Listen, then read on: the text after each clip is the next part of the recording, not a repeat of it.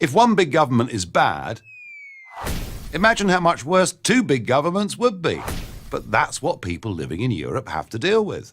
Their own nation's bloated government and the supranational government of Europe, now known as the European Union. Bureaucracy times two. How's that for a horror show? Well, actually, you've no idea. It's worse than you think. Believe me, I know, because for 17 years, I've represented South East England as a member of the European Parliament, the EU's legislative body. I was also leader of the United Kingdom Independence Party, or UKIP, where I led Britain's effort to leave the European Union. To their everlasting credit, that's just what happened on June 23rd, 2016. The United Kingdom left the European Union. The world knows it as Brexit. Brexit is a statement of national sovereignty.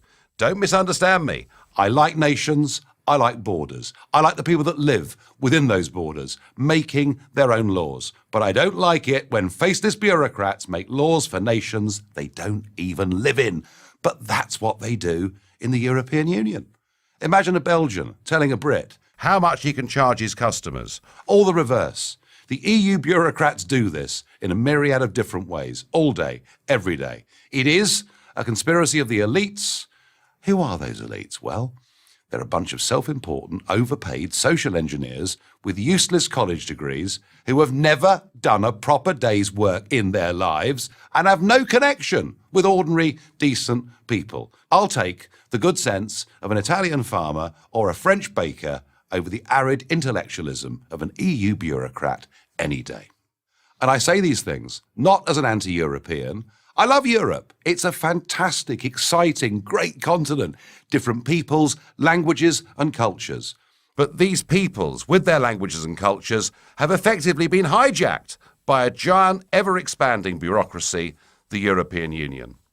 People will say, but isn't there a parliament? A European parliament that represents the people of Europe? Well, yes, but this body has got no real power. It can't make its own laws. Rather, the power resides with the European Commission.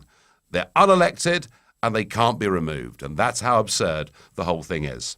The European Parliament meets in Brussels. At least that's what I thought when I was elected there. But once a month, do you know what happens? They load the contents of our offices and papers into big plastic trunks. And they put those trunks on lorries. And they drive them nearly 400 miles down Europe's motorways to a French city called Strasbourg, where for 4 days, the contents of our office and our papers are put into a new office and the Parliament then sits there.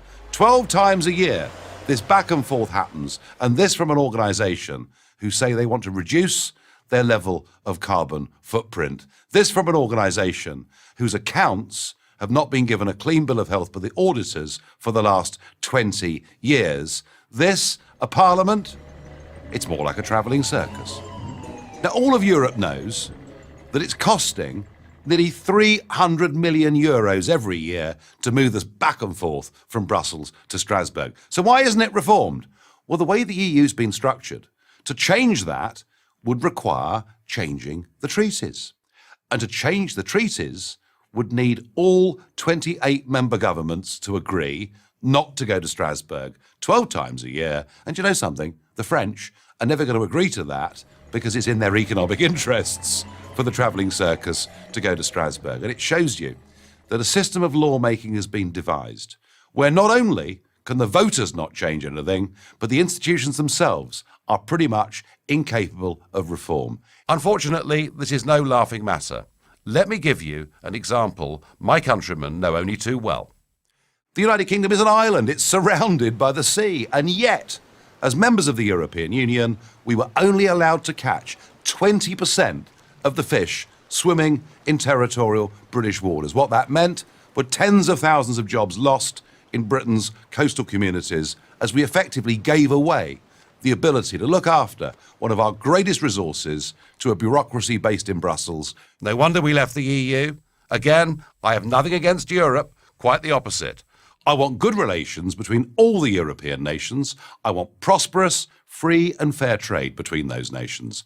But I'll be damned if I'm going to give up my rights as a British citizen so that some Eurocrat can tell me how to live. I won't do it, and I'm certain that across the continent, ultimately, the French and the Italians won't put up with it either.